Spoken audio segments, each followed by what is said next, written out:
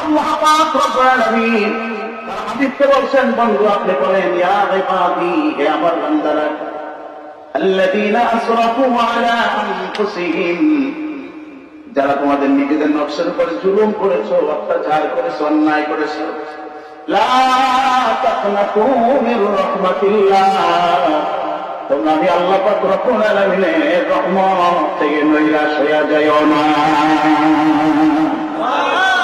রহমত থেকে নৈরাশ হতে নিষেধ করেছেন কে? এমন জরিমানা কে? এমন একটা আশার আলো রয়েছে। জীবনে যত গুনাহগুনি করেছে, রবের দরবারে ক্ষমা চাইলে তিনি মাফ করে দিবেন। ইন্নাল্লাহা ইয়াগফিরুয যুনুবা জামিআ, নিশ্চয়ই আল্লাহ পাক রব্বুল আলামিন তোমাদের সকল প্রকারের, সকল ধরনের, সকল গুনাহগুলো আল্লাহ পাক রব্বুল আলামিন ক্ষমা করে দিবেন। সুবহানাল্লাহ বলেন। আল্লাহ পাক রব্বুল আলামিন বলেন, তুমি যদি আমার কাছে ক্ষমা চাইতে পারো, মাফ চাইতে পারো, আমার দরবারে যদি ক্রন্দন করে চোখে পানি ফেলতে পারো, হাদিস শরীফে নবী বলেছেন 3 ব্যক্তির জন্য, 3 চোখের জন্য জাহান্নামে আগুন আল্লাহ হারাম করে দিয়েছেন। তার ভিতরে একটা হলো ওই চক্ষু বাকাতলিন খশিয়াতিল্লাহ, যেই চক্ষু কাঁদে কার ভয়ে, এবার জরিমানা কার ভয়ে? সাহাবায়ে কেরাম রাদিয়াল্লাহু তাআলা আলাইহিম আজমাইন, তাদের দ্বারা অনাকাঙ্ক্ষিত ভাবে যদি কোনো ত্রুটি হয়ে যেত, সঙ্গে সঙ্গে তারা তওবা করে নিত। এমনকি সাহাবায়ে কেরামের জীবনের ভিতরে আসছে, তারা সেই জীবনের গুনার ক্ষমার জন্য তারা নবীজির কাছে দৌড়ে গেলেন, ইয়া রাসূলুল্লাহ, আপনি তো আমার জন্য আল্লাহ দরবারে সুপারিশ করেন। জোরে বলেন না সুবহানাল্লাহ। আগে জোরে বলেন না সুবহানাল্লাহ। আমি তো এই গুনাহটা করেছি, আমার তো এই অন্যায়টা হয়ে গেছে, আপনি যদি আল্লাহ দরবারে একটু বলে দেন, আল্লাহ মাফ করে দিবেন। এই জন্য তারা নবীজির কাছে চলে যেতেন, ইয়া রাসূলুল্লাহ, আমি এই গুনাহ করেছি। প্রকাশ্য নবীজির কাছে বলতেন যে আমার দ্বারা এই গুনাহটা হয়ে গেছে। কথা বলেন ঠিক না? বলছি এটা ছিল সাহাবায়ে কেরামের আদব, এটা ছিল সাহাবায়ে কেরামের অভ্যাস, এটা ছিল সাহাবায়ে কেরামের আমল। তাদের জীবনে কোনো গুনাহ হয়ে গেলে, অনাকাঙ্ক্ষিত ভাবে কোনো ত্রুটি হয়ে গেলে, সেই গুনাহটা মাপের জন্য তারা পাগল হয়ে যেত। কথা বলেন ঠিক না? দেখি আরো জোরে বলেন ঠিক না? দেখি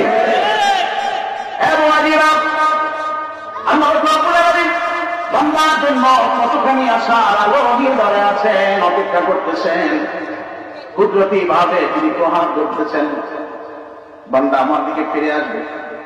আল্লাহর হাবিব সাল্লাল্লাহু আলাইহি ওয়াসাল্লাম সাহাবায়ে কেরামের মাঝখানে, সাহাবায়ে কেরামের মধ্যে আল্লাহর রহমতের কথা, তওবার কথা, বান্দা তওবা করলে আল্লাহ মাফ করে দিবেন, এই ধরনের নসিহত গুলো যখন করতেছিলেন, নবীজি সাহাবী হযরত তাহিয়াতুল কলবি রাদিয়াল্লাহু তাআলা আনহু নবীজির পাশে বসা ছিলেন।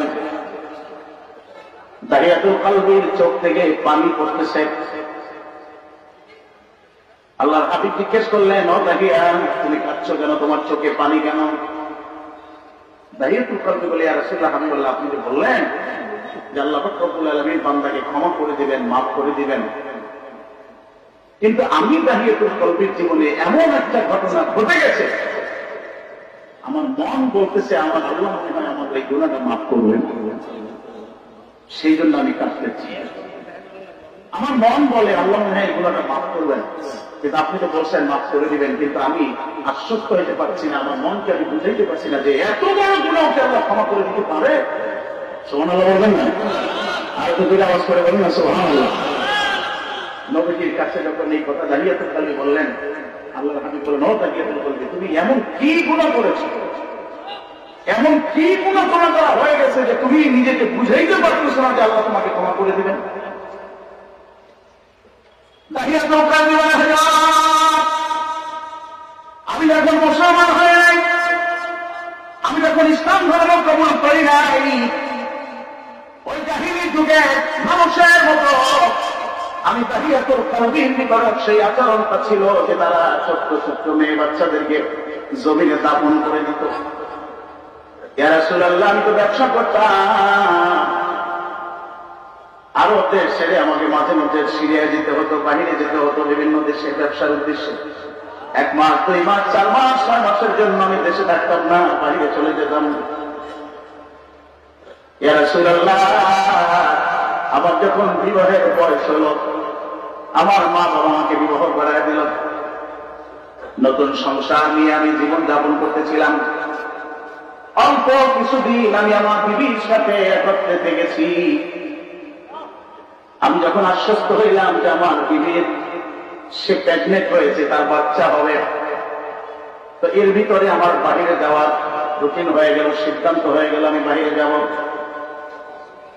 বাহিরে যাওয়ার আগে আমি আমার বিবিকে বললাম, প্রাণের স্ত্রী, কয়েক মাসের জন্য আমি বাহিরে যাচ্ছি, এমনও হতে পারে দিন অনেক মাস বেড়েও যাইতে পারে, কিন্তু তোমার পেটে তো বাচ্চা চলে আসছে, আমি তোমাকে ওসিয়ত করে যাই, যদি দেখো ছেলে বাচ্চা হয়েছে তো তাকে লালন পালন করে যত্ন সহকারে তাকে লালন পালন করলে, আর যদি দেখো মেয়ে বাচ্চা হয়েছে তো তাকে জমিনে চিন্তা দাপন করে দিলে কেউ যেন না জানতে পারে। চিন্তা দাপন করে দিও, কেউ যেন না জানতে পারে। ইয়া রাসূলুল্লাহ, আমি তো বাহিরে চলে গেলাম, আমার বিবি বাচ্চা আসলো, কিন্তু সেই বাচ্চাটি ছেলে বাচ্চা ছিল না, মেয়ে বাচ্চা, কন্যা সন্তান প্রসব করল। নবী গো, আমার মেয়েটা এত সুন্দরী হয়েছে, এত সুন্দরী ছিল, আমার মেয়েটার নাম রেখেছিল আমার স্ত্রী জামিলা। সুন্দর নাম রাখছিল জামিলা। দীর্ঘ প্রায় 1 বছরের অধিককাল পরে, তারও অধিককাল পরে আমি কয়েক বছর পরে দেশে ফিরলাম।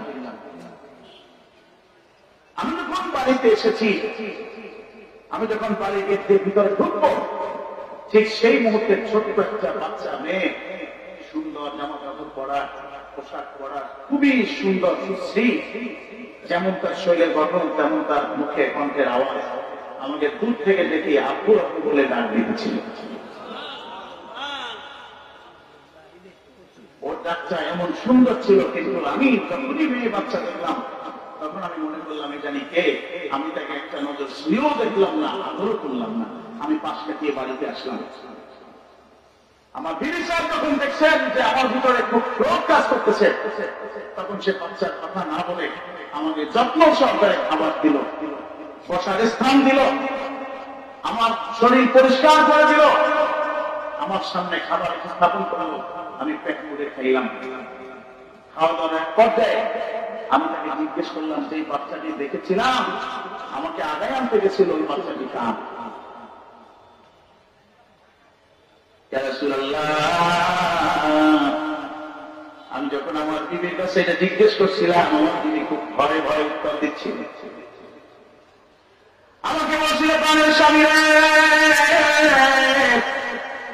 আপনি যখন বাহিরে ছিলেন আপনি ওসিয়ত করে গেছেন মেয়ে বাচ্চা বলে জিন্দা দাফন করে দিতে, ছেলে বাচ্চা হলে লালন পালন করতে, কিন্তু ওই বাচ্চাটি যাকে দেখতেছেন ও আপনারই বাচ্চা।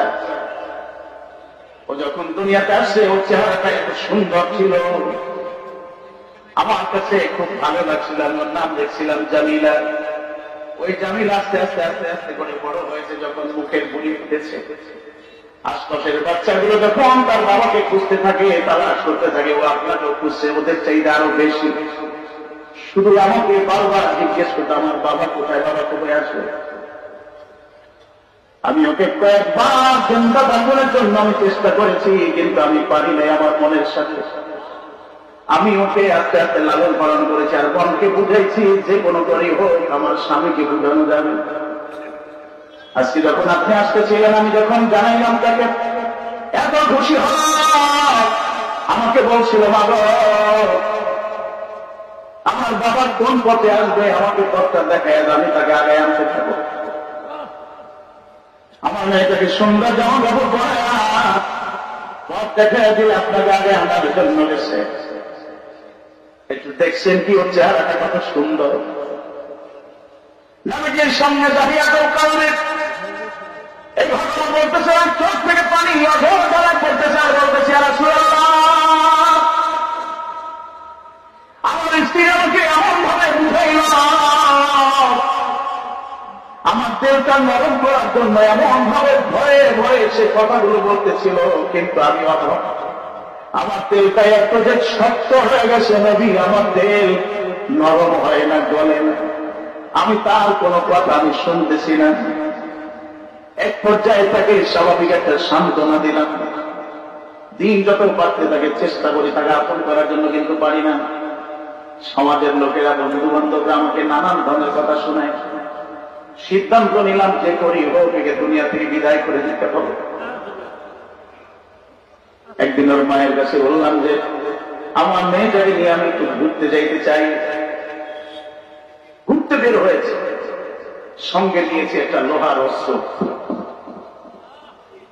যাইতে যাইতে একটা পাহাড়ের কাছে গেছি, যেখানে আমি আমার জামিলা ছাড়া আর কেউ ছিল না, শুধু আমরা দুজনেই ছিলাম। পাহাড়ের কাছে যাই একটা গোপন জায়গায় আড়ালে যাইয়া আমার বাচ্চা জামিলাকে আমি বলছিলাম তুমি এখানে খেলাধুলা করো, আর ওই পাহাড়ের মধ্যে আমি একটা কিছু তুলতে যাচ্ছি, লোহা দিয়ে গর্ত করতেছি, শাবল দিয়ে গর্ত খুঁজতেছি। প্রচন্ড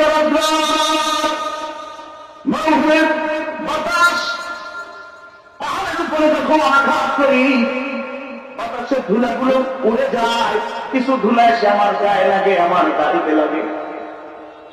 আমার বাচ্চা মেয়েটা কতক্ষণ ঘোরাঘুরি করে আর করবে আমার কাছে আসে। আমার কপালে ঘামগুলো দেখে, আমার দাড়িতে ধুলাগুলো দেখে, ইয়া রাসূলুল্লাহ আমার জামিলা আর ওই কচি কচি হাতে আমার দাড়ি ঝাড়া দিয়ে পরিষ্কার করে দেয়। তার জামা দিয়ে আমার কপালের ঘামগুলো মুছে দেয়, বলে বাবা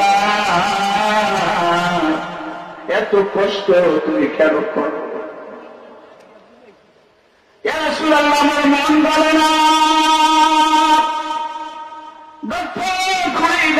খুঁড়ে যাচ্ছি। রক্ত যখন খোলা হয়ে গেল, আমার মেয়েটাকে আমি ডাক দিলাম, জামিলা আসো দেখো গর্তের ভিতরে কি দেখা যায়। ছোট্ট মানুষ বুঝে নাই, দৌড়ে এসে আমার পাশে দাঁড়ায় গেছে। আমি যখন উঁকি মারেছি ও গর্তের দিকে উঁকি মারছি। ইয়া রাসূলুল্লাহ এই যে দুইটা হাত, এই দুইটা হাত দিয়া তখনই দেখলাম জামিলা গর্তের দিকে উঁকি মেরেছে। আমি দুইটা হাত দিয়া ধাক্কা মাইরা জামিলের আমি গর্তের ভিতরে ফেলে গেছি। আমার জামিলা গর্তের ভিতরে পড়ে আমি উপর দিকে তাকে বলে বাবা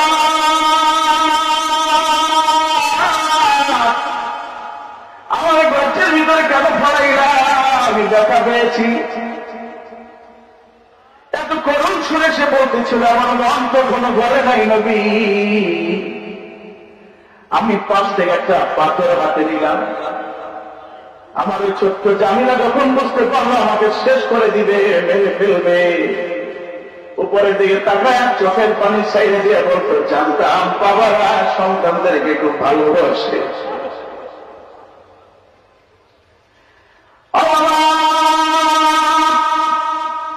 আমি জামিলাকে তোমার যদি ভালো না লাগে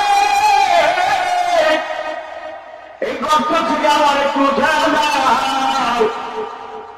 আমি এমন জায়গায় চলে যাব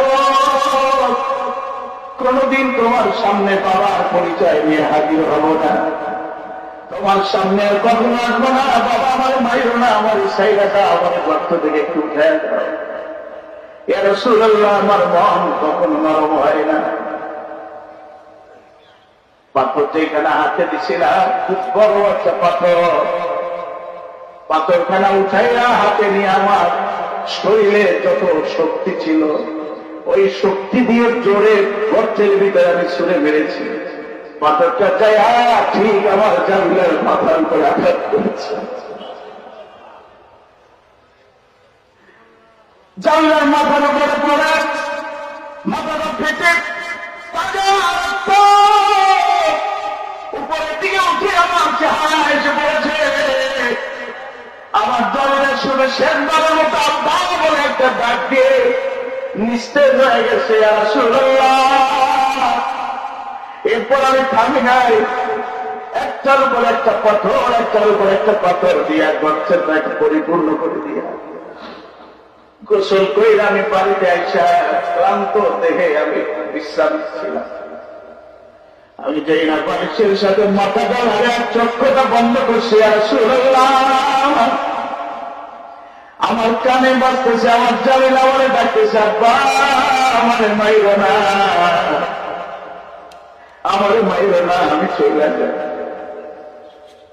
ওই দিন থেকে শুরু করে অদ্যাবধি পর্যন্ত রাসূলুল্লাহ আমি ঘুমাইতে পারি না। বালিশের সাথে মাথা লাগে আর চোখ বন্ধ করলি কেন যেন বুঝি আমার জামিলা আমারে ডাকতেছে, আব্বা। রাসূলুল্লাহ বলেন তো এত বড় গুনাহ যে করেছে, এত বড় অন্যায় যার দ্বারা হয়ে গেছে, আল্লাহ কি তারে মাফ করে দিবেন? আল্লাহর হাবিব তার বরকতি হাত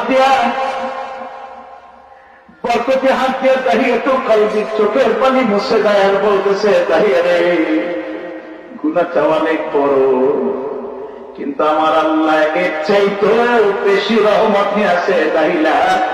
তাহিয়া রে তুই যেই দিন পড়েছিলি লা ইলাহা ইল্লাল্লাহু মুহাম্মাদুর রাসূলুল্লাহ, সেই দিন আল্লাহ পাক রব্বুল আলামিন তোমার সেই গুনাহটা ক্ষমা করে দিয়েছে।